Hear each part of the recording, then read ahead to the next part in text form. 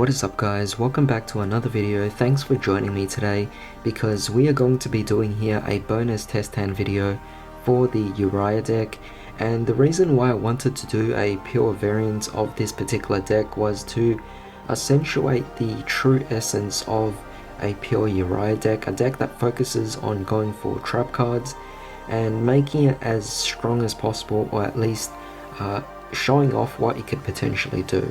And I think that the way that I was building the deck, it did hold back certain aspects of it, and I realized that through the two test hand videos that I did previously to this one. So with that being said, in today's video what I'm going to do is I'm going to make some modifications to this particular deck with a few new cards, and then we're going to try out a few test hands and see how things go. Now I probably might try out one test hand going first and then two test hands going second, just because it's a bit more ideal to go second in this particular case, or in this particular build of a Sacred Beast deck. But without further ado, let's just begin. So essentially what we have here is a lot of these cards that held us back, the monsters. We wanted to mill with Monster Gates and Reasoning, but the issue is we just ended up having too many monsters in the deck, so it kind of detrimented the whole plan of getting all of your continuous traps to the graveyard. So what do? You have to take out some of those monsters and fit in some space for more other useful cards in this deck in this particular case, or at least cards that would be more relevant to this particular build of this particular variation of Sacred Beasts. So I'm going to take out every single monster that is going to be summonable by the Monster Gates or the Reasoning, and we're gonna see what we can do with them. Now I'm keeping Uria since it can't actually be summoned via those methods anyway, so we'll just skim through them, but we're going to take out every other monster in the deck, and as you can see here there are quite a chunky amount of them, so you could see that we definitely do deal with certain issues with the deck, but this is what looks good so far. So let's take a look here, and we can see that we have quite a few monsters to actually deal with. So Dark Beckoning Beast, Chaos Summoning Beast, Curry Bandits, another one of those. That's quite a lot of monsters to deal with, and it's a bit too much to actually go on with all of these particular cards. There's far too many, so what I've decided is I wanted to take out a Dark Summoning Beast, I wanted to take out one Chaos Summoning Beast, we wanted to take out a Curry Bandit as well, and I also wanted to take out one Dark Beckoning Beast. Now by taking out one of each, we only get 4 spaces, which is not bad because this here is essentially used to get to the graveyard, so that we could actually banish this and then search our monster that we need, being that it's Uria, and then we could summon it out by tributing off the Chaos Summoning Beast. Likewise, Dark Beckoning Beast allows us to search, and then Curry Bandit itself has its own effects. Now it does actually make me wonder whether or not Curry Bandit is relevant, given we already have cards such as Monster Gate and Reasoning. But the thing is this, it's not always about going for the OTKs in the very first turn. Whether you're going first or second, it's not how it always works.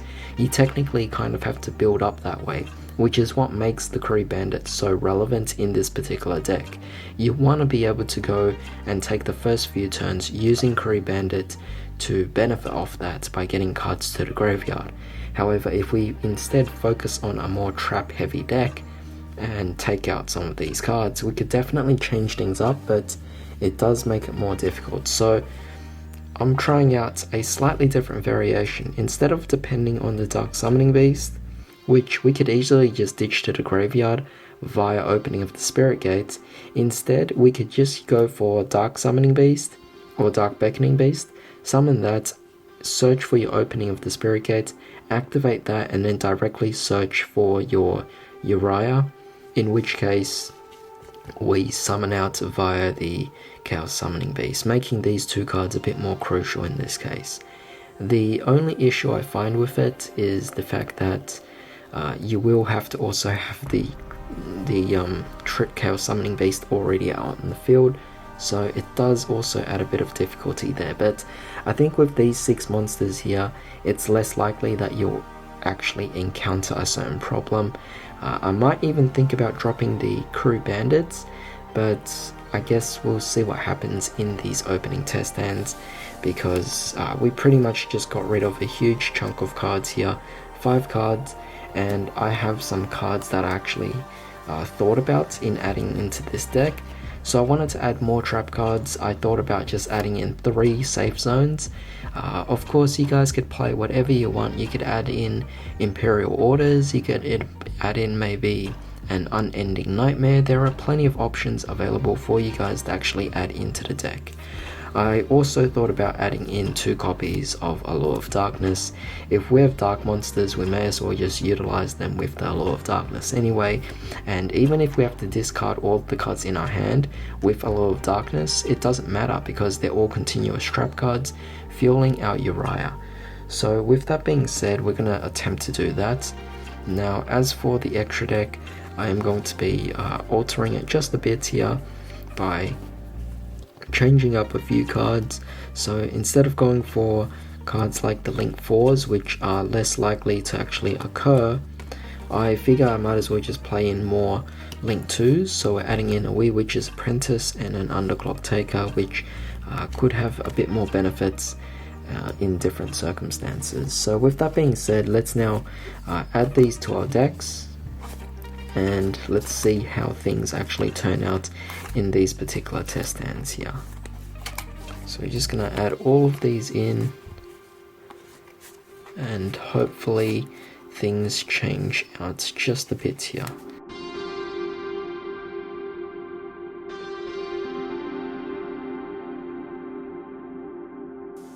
Alright, so as you can see here, definitely all very different. This is an opening hand that we can see that nothing will really come out of it. It's more so just a bunch of floodgates, but we could definitely work with this.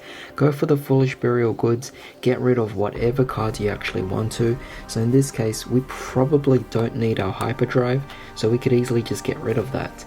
And afterwards, we could just set all of these cards, or at least the ones we want to. Anti-Spell Fragrance, a great floodgate, stops the opponent. Metal Reflex Slime can be summoned out, has 3000 defense, your opponent's going to have a hard time getting over it. And of course, if it survives, on your following turn, you could easily just go for your Egyptian God Slime, which would be quite fantastic. But you could also keep Awakening, because even if the Dark or Allure of Darkness fails, you can discard the Awakening, potentially fueling your graveyard a bit more. So I'm going to shuffle my deck and see how things go.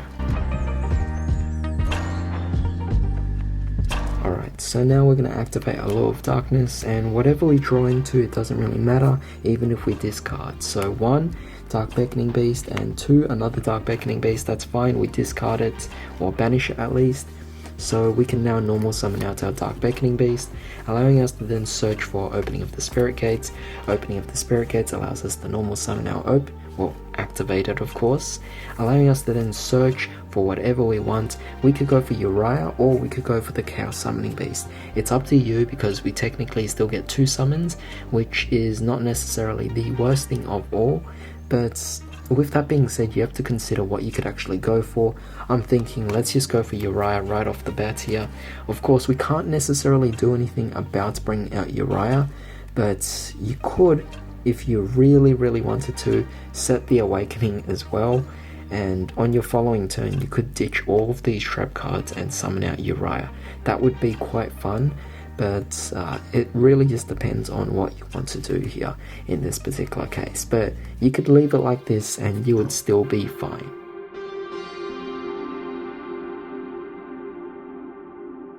Alright, so definitely very interesting here. We definitely have quite a lot to work with, because what's interesting is we did draw into Hyperblaze, which is pretty awesome.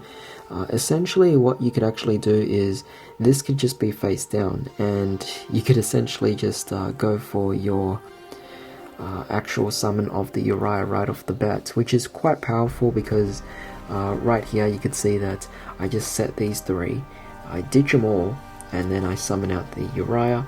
You could also use Foolish as well, allowing yourself to get rid of another trap card, so I'm just going to get rid of Awakening, and that's a 4k beat stick Uriah right off the bat there. Of course, your resources are gone right off the bat, but keep in mind this is an easy summon. You bring out a Uriah here, and you could also pop one of their cards. So that's very nice, and you have Metal Reflect Slime as well, so you're going to attack with a 4k beat stick, and if anything goes wrong, you have Metal Reflect Slime potentially going for an overlay into a rank 10, otherwise you could use it and go for your Egyptian God Slime as well. You have quite a few different options available, making it quite fun and versatile, just all about going for that OTK and big attack, which is kind of what the purpose of Uriah is in this particular case.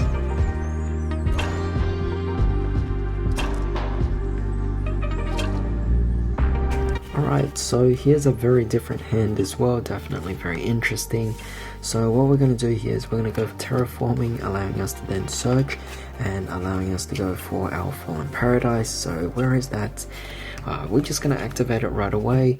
We're going to go for Opening of the Spirit Gates as well, allowing us to then search for the card we need, being our Dark Beckoning Beast. Where is that? Where is it? Activate it. And this will allow us to then add our Chaos Summoning Beast to our hand. We can then normal summon out our Chaos Summoning Beast, tribute that off, allowing us to immediately go for our Uriah, banish off the Chaos Summoning Beast, allowing us to then search for Fallen Paradise again, at least our second copy. And you know, it's fine because your opponent is going to negate it one way or another, either the first or the second one, because they're most likely going to have an Ash. So it's kind of like baiting out your opponent either way. That would be wasting out one resource.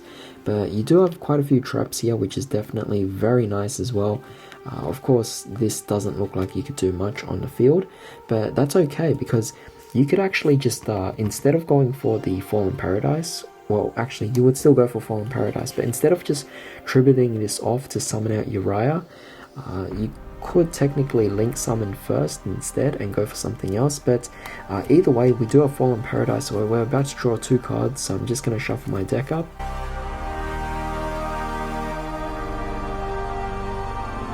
And now we draw 2 cards of Fallen Paradise, so 1 and 2. So we have here a Foolish Burial Goods. We could activate it, allowing us to then go for maybe an Awakening or whatever. Just whatever traps you feel like you're not going to use as much. And yeah, it's definitely quite nice there, but you know, it looks like you have only a 1k beat stick out on the field. You could pop something, you could go for Link Summon, that's also really viable as an option, but keep in mind you have 4 trap cards over here, which is actually quite powerful. It's quite strong indeed. What you could do is just set it, because there are a bunch of floodgates. You have Anti-Spell Fragrance, slowing down spells. You have Skill Drain, which is going to slow down monsters, and you have 2 Metal Reflect Slimes. Again, it's more of a setup in this particular case, going for your Egyptian God Slimes, or maybe a rank 10 later on. Definitely very nice, very powerful, and it's just really interesting. However, that's pretty much it for this video, so I do hope you guys got a bit more out of this, in the sense that although this deck isn't always going to OTK every single turn or right off the bat, you still can see that there's quite a few of I guess follow-up plays that you could potentially get out of it, and just having the floodgates alone are already going to be quite a disruption for your opponent and quite pesky things to deal with. But with that being said, definitely let me know what you think about a Uriah deck. There is actually multiple variations of a Uriah deck itself, on top of it already being a variation of the Sacred Beasts. But with that being said, it's just all down to experimentation, seeing how things actually work out for you. And in this particular case, I do like that it's actually able to go into an Egyptian God Slime pretty nicely, but also have some floodgates available as well, with the option of being able to go for Uriah. So it is quite fun, definitely offers a new variety to the deck. Eventually I plan to then go back and backtrack into a more Sacred Beast oriented deck, rather than something that focuses so much on Uriah alone. and that would be later down the line. But with that being said, I do hope you guys enjoyed this video. If you did, drop a like, share, comment, and subscribe. Hit that bell notification as well, it really does help out for the channel. I hope you all have a fantastic day. I'll see you all next time.